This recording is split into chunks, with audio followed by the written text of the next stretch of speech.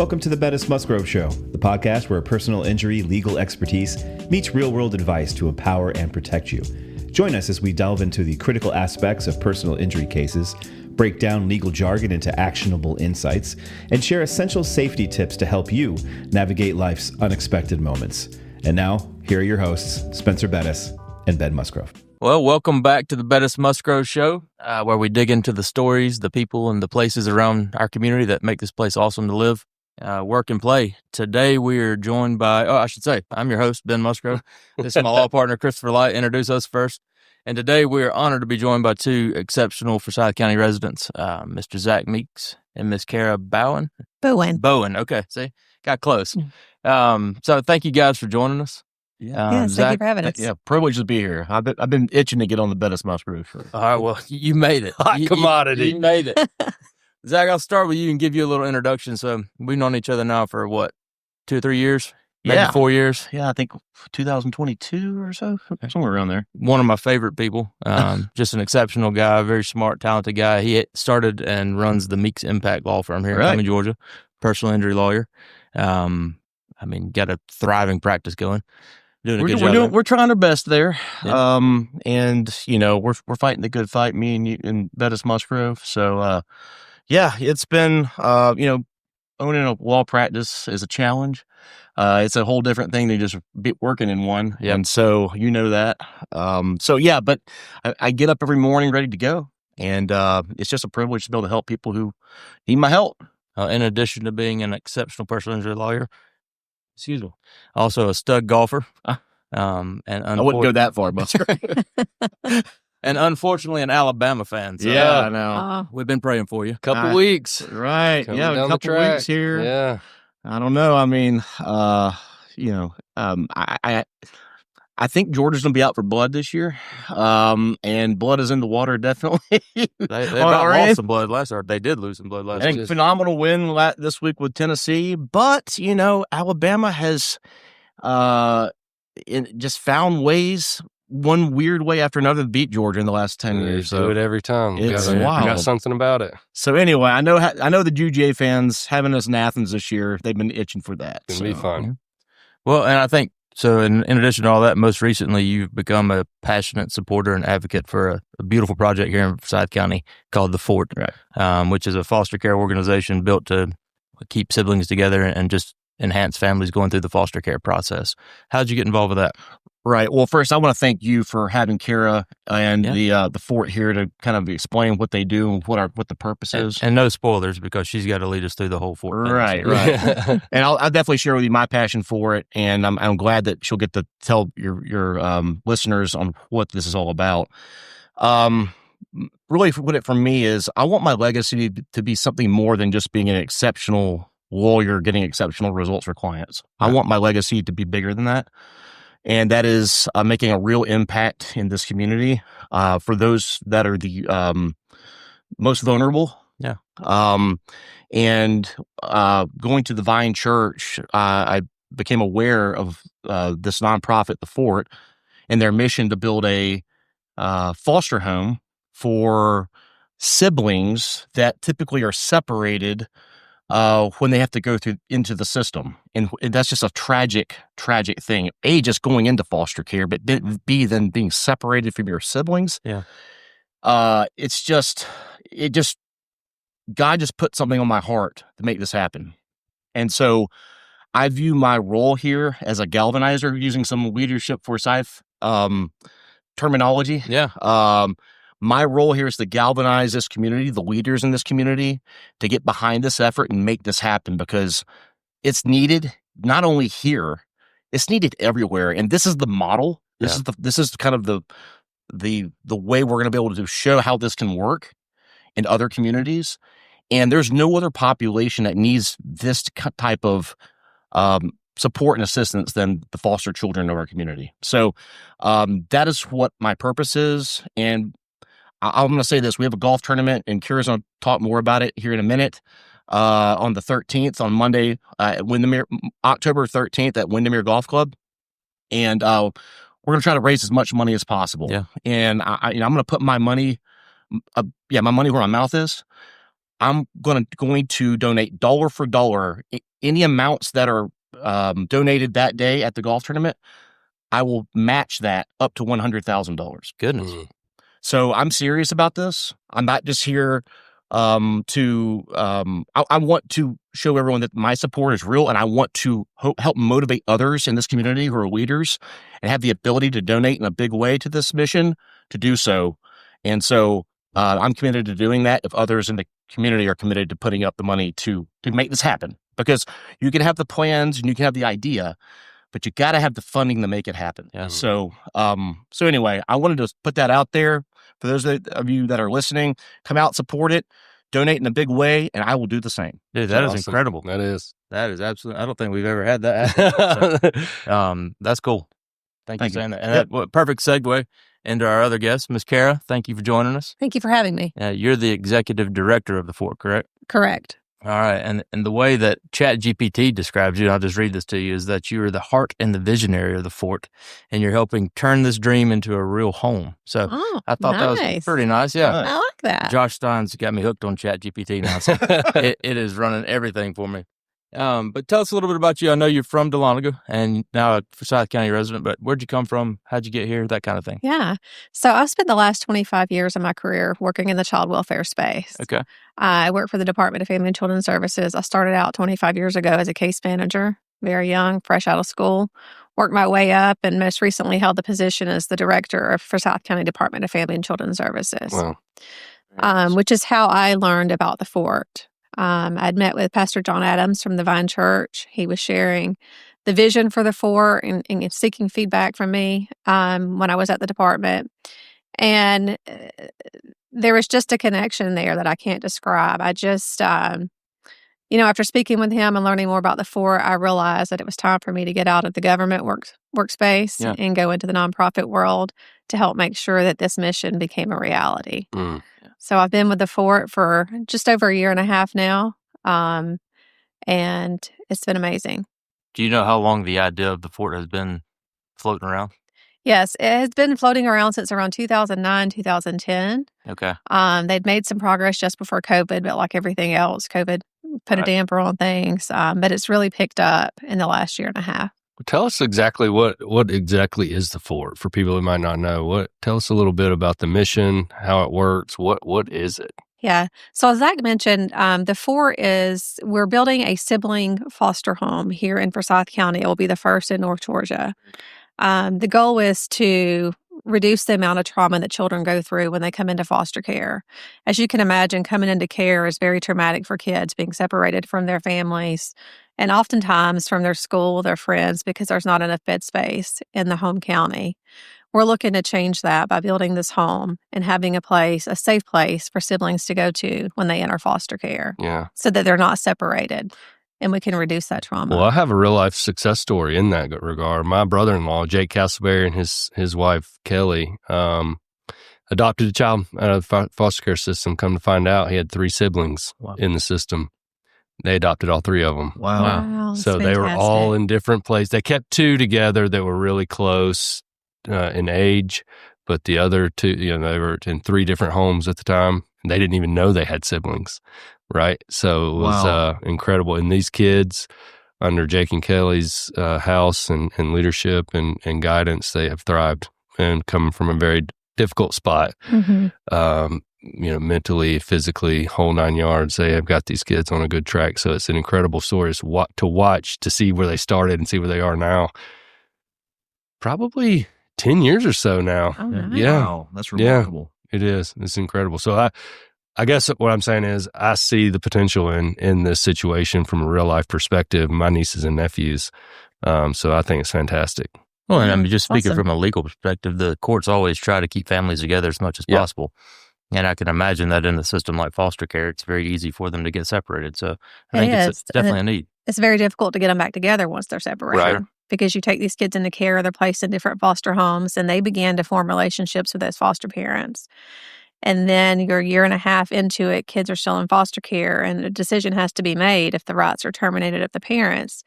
Are we going to now remove these kids again from the foster parent who's taking care of them for the last year and a half to place with the siblings? Are they going to be adopted separately? And as the director of the Department of Family and Children's Services, that was the hardest part of my job. It was the one thing that kept me up at night, was trying to decide what's in the best interest of these kids. Do you keep them separated because they're happy and thriving where they are? Or do you uproot them once again to put them together into most likely a new home? Yeah. In addition to that, what are some of the other biggest challenges in foster care and just what the Fort's trying to do to bridge that gap? Well, definitely bed space. As I mentioned earlier, currently over 60% of our kids here in Forsyth County are placed outside of Forsyth County. Okay. Because there's not enough bed space. So that means when kids come into foster care, as I mentioned earlier, they are separated from their friends at school, their teachers, their community, their church, their coaches, and in addition to their family. And they're sent to live with strangers somewhere else in the state of Georgia. And that's over 60% of kids here in Forsyth County.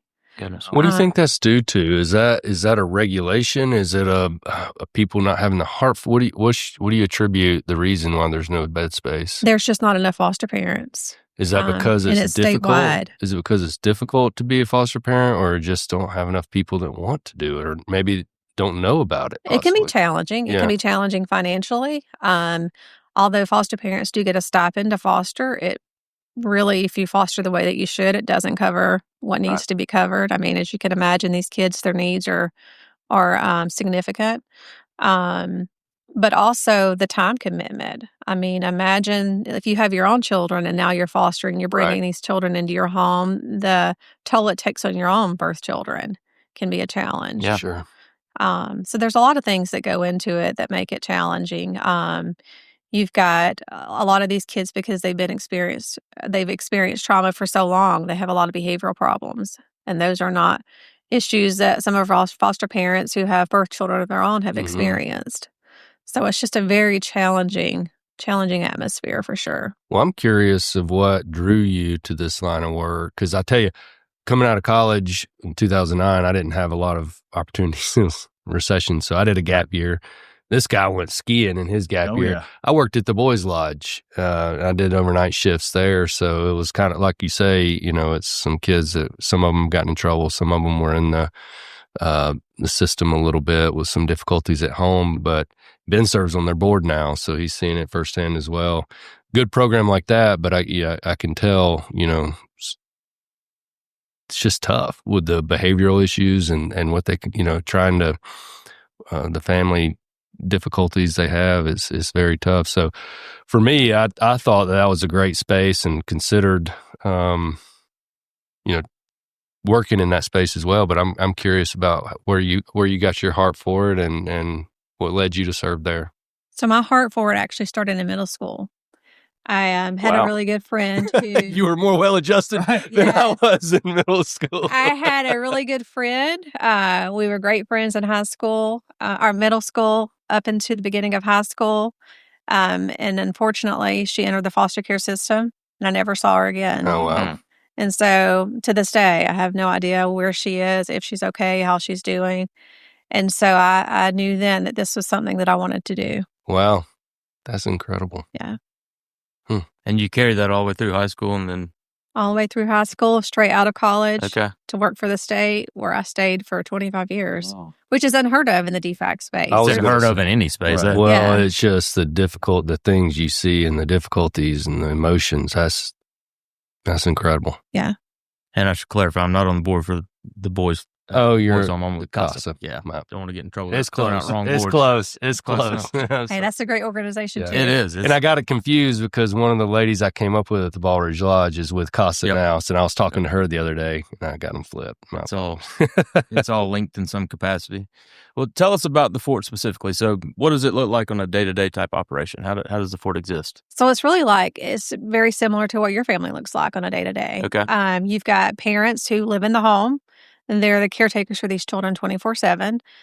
So they're the ones that's getting them up, getting them to school, getting them to medical appointments, getting them to after-school activities, helping with homework, doing the laundry, all the things that you and I do on a day-to-day basis. Okay.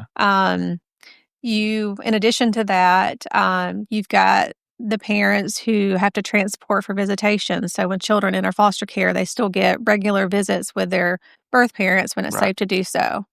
So in addition to doing all the other things that we as parents do, we have the extra burden of transporting them to and from visitation, sometimes multiple times a week. And then if you have siblings who are in foster care and they're not placed together, you have the extra visitation that has to occur so that siblings can see each other. Sure. So it's a tough job for sure. Yeah. And the parents that live there and help do this, are they employees? Are they volunteers? Or how does that work? They're foster parents. Oh, they are foster parents. Okay. They'll be foster parents. They'll live in the home, but they'll be foster parents just like if you and I were foster parents in our own home. Okay.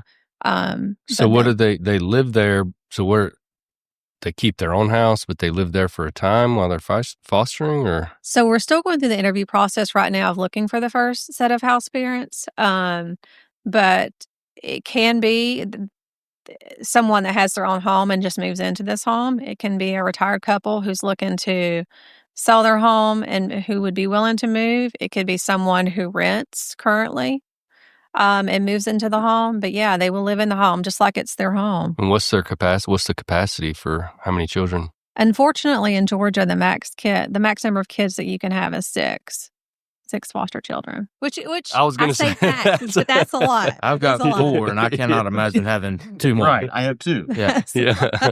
And that seems like a full-time job in itself. Yeah. So, okay. Very neat.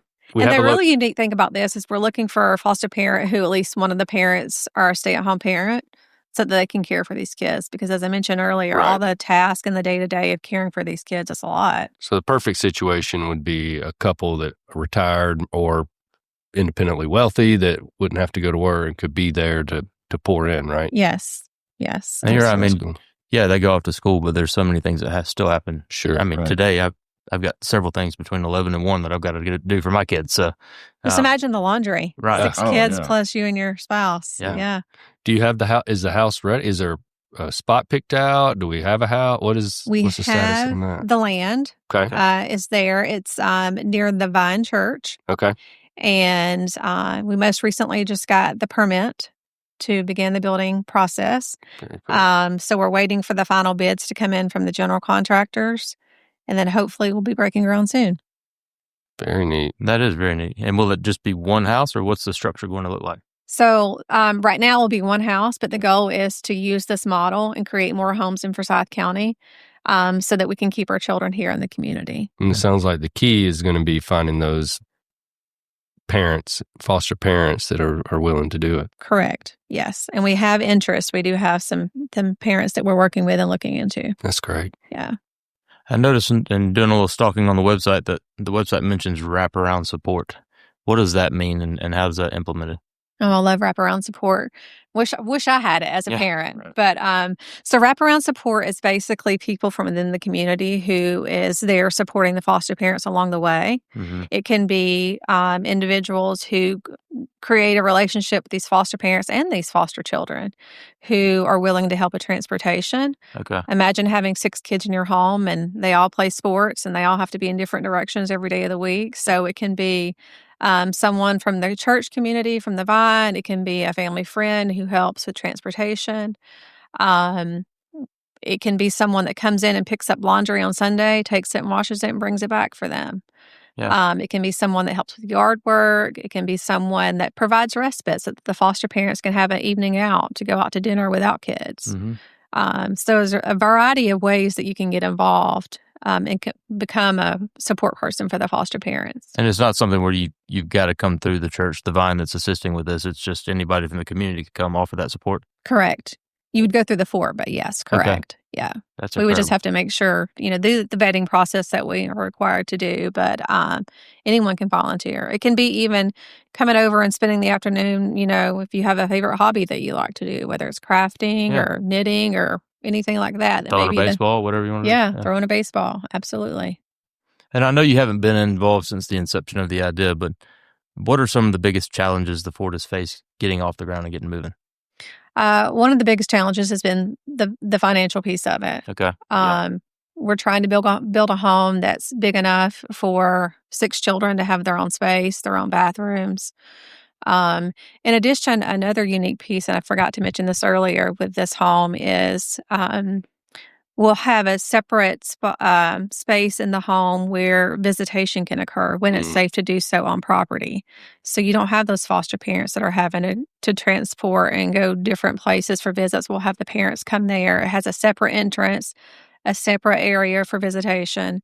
And the other really cool thing about that is if we can get that space set up, then service providers will come into the home. So rather than the foster parent having to transport 6 kids every week to counseling, the therapist will come into the home and provide therapy in this separate room. Yeah, that is nice. Yeah. So those are just some of the things that we're doing to try to support the foster parents to take away the stress of, transporting. Is a lot of work. It's a lot that goes into being a foster parent as a transportation piece. Are you comfortable saying what the financial goal is in terms of how much money you guys need to get going? Yes. So, we actually have a meeting this Friday, our board meeting this Friday, to make the final decision on what the number is. But the home is going to be around 1.8 to 2 million. And again, the reason why it's going to be so expensive compared to most other homes is because we're going to have that additional space where parents can come there for visitations, and where the service providers can come there. Mm-hmm. Also, historically, there's been concern with children in hoteling. I don't know if you're familiar with hoteling. I'm not, no. But basically, because of the shortage of foster care space, foster care bed space, there have been times that children have had to spend the night in a hotel because there wasn't space for them in a foster home. And so, as you can imagine, it's traumatic enough being removed from your family, but then sent to live in a hotel room for days until we can find bed space for you is very sad. And so the space that will be connected to the home will also be there for emergency respite if we need that. Yeah. So that at least the children can have a home to go to. They're not going to a hotel. Mm-hmm. Right. And I can only imagine the hotels that they pick probably aren't the nicest hotels. Well, if the state's paying, of course not. Well,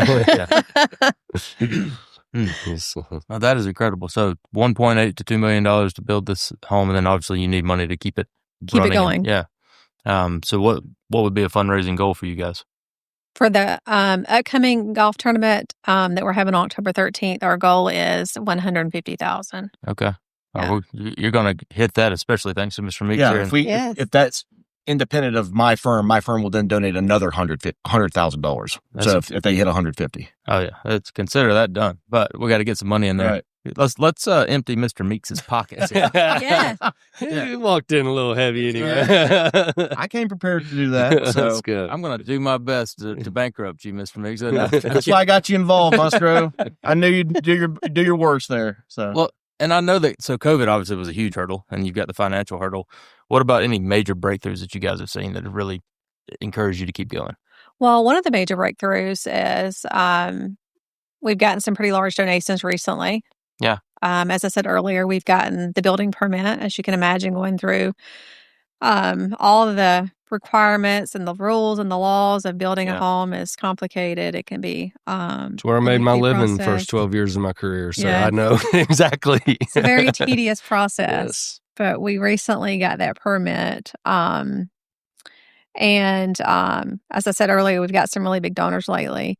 And I will say I'm actually the first employee at the fort. Okay. So prior to me coming on board, it was the board members that was trying to build this home, do the fundraising, and all of them have full-time jobs themselves. Yeah. So I am the first employee hired at the fort, but the only employee at the fort. So you are the boots on the ground and everything else. Yes. So I feel like having someone on this job full time, which I've been doing, has moved us closer to our goal of building this home. Do you want to give any of your donor shout outs, or do you want to leave them anonymous? Actually, some of them have asked to remain anonymous. Sure. But Doug and Joan Glaze have been amazing. Yeah. Mr. Meeks and his family have been amazing and very generous in donating. We've had a lot of great donors. Yeah, that's incredible. Have you reached out to United Way and talked with them? This would be a cause that they would likely consider as part of their initiatives too. So I would encourage you. I served on their board for a while, so something like this is exactly what they're looking for. Too. Yes, I have them on my long list of people Good. I need to meet with. Good. Excellent. But I do know There's some Allison. good She's in people, our leadership for South class, Perfect. actually. There's great people over there. Well, let's talk about raising money then. So we've got people donating individually. You got businesses and everybody else involved. But tell us about the things you've got coming up to help raise money for the project. So as Zach mentioned earlier, we have our golf tournament coming up October 13th. And that will be held here in Cumming for Forsyth County at Windermere Golf Club. Yeah. So we invite everyone to come out and play golf. If you can't play or don't know how to play, you can come be a volunteer. We're always looking for volunteers as well. We are actually also doing a brick campaign. Okay. And so we are selling bricks. It's $100 per brick, but basically it's a brick that you can have either your company name engraved in, your family name engraved in, and those bricks will be displayed at the walkway and on the front porch of the home. Okay. So when children come in, they'll see all the different names of people that have supported or are supporting them and have supported the home. So we have that going on. We'll have a pickleball tournament. The date escapes me. It's in November. It's all on our website, though. Okay. So, yeah, we have some good events coming up. So I played in the golf tournament last year with Zach. It was an incredible golf tournament. You guys put on a show. I mean, that was impressive just from the format of the tournament itself, the lunch, the goodie bags that you gave away, and then all the silent auction items you had at the end, the raffles. I mean, it was very well done. Thank I don't you. know how many times you guys have done the golf tournament in the past, but it looked like you'd done it 100. I mean, it was seamless. Right. So. Well, it was my first tournament, Okay. so and I know nothing about golf. I don't play golf. So Well, exceptional job. Yeah, that was exceptional. Well, I'm hoping the pickleball tournament, that pickleball people are loving that. So maybe that'll be a big turnout. Are you a pickleballer? My mom built a court in her yard. So Really? yeah, we Serious pickle. Yeah. pickleball. nice. Might be more interested in that tournament than the golf. So people can sponsor, they can play, put their own force in or play individually, I guess. And then if you don't want to play, you can still come You can by. still volunteer. We're also Okay. looking for folks that are willing to donate items for our silent auction. Okay.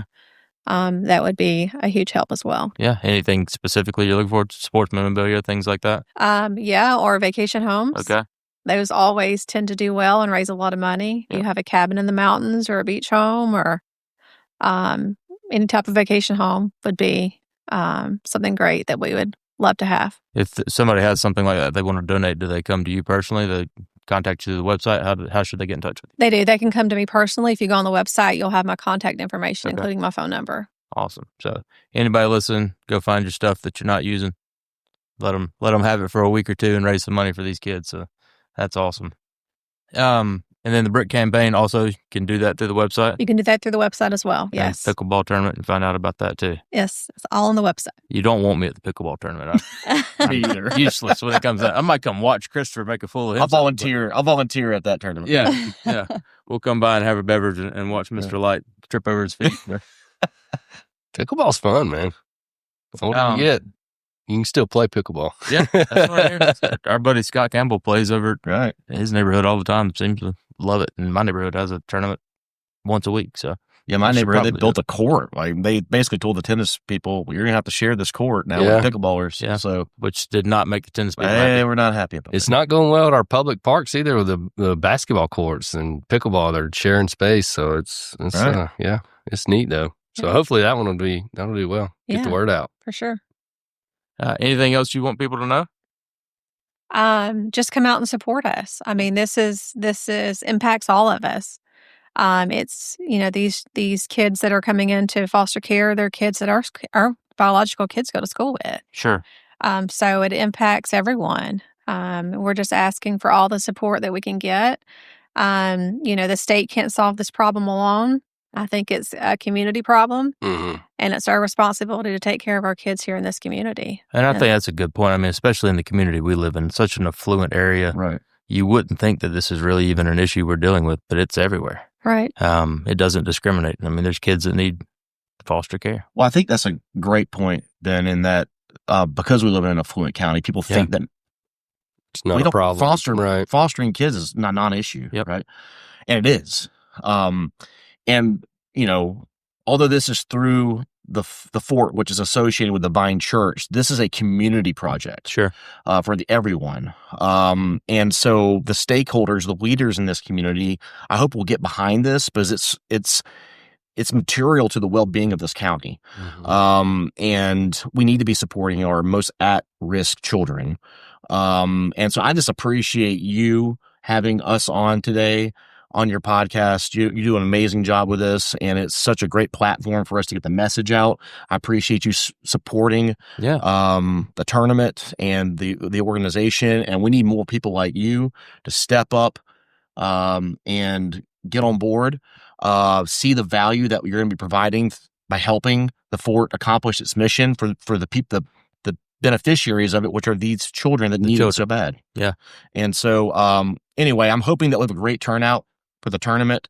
We can raise a lot of money for the effort. And, but again, I appreciate our friendship and I appreciate everything you're doing to help out with it. Man, it's my pleasure. We talk about it all the time. This podcast doesn't make us any money, which is perfectly fine because we just love what we try to do is reach out to people in places and organizations in the community that are doing awesome things. And you guys are doing it. Especially when it comes to the kids. I mean, we got to take care of our kids. Right. I mean, they're our future and you guys are you're knocking it out of the park when it comes to this project. So I think it's awesome. Absolute pleasure getting to meet you and learn more about this. And we're happy to help and support however we can. So let's raise $150,000 on October 13th of this golf tournament. Mr. Meeks is going to throw in another $100K. Right. Then go buy you a brick and go play pickleball. Yes. Right. And tell people where they can follow along, like website, social media? We have social media and websites. The website is thefortfostercare.org. Okay. You can also follow us, the Fort Foster Care, on Facebook and Instagram as well. All right. So go give them a follow. Mr. Meeks, where can folks find you? Yeah, you can find us. We serve the same people. This community is blessed to have Bettis Musgrove here in the leadership that y'all provide. My firm, we're based over in the collection off exit 13. We do wrongful death cases, catastrophic injury cases, and simple car wreck cases. We'll help anyone that needs our help that's been injured as a result of someone else's fault. You can find us at meeksimpactlaw.com, and we have socials on Facebook, Instagram, TikTok, and so check us out there. A man of the community. I love it. Trying to follow your lead there, Musgrove. Easy now. Well, again, guys, thank you so much for coming in, telling us your story. I wish you all the success in the world. That's great. Anybody listening, go check out the fort online or on social media. Give Zach a call if you ever need his help. As always, you can find us anywhere on social media at Bettis Musgrove, bettismusgrove.com, and get this podcast anywhere you get your podcast. So until next time, stay safe, stay healthy. God bless.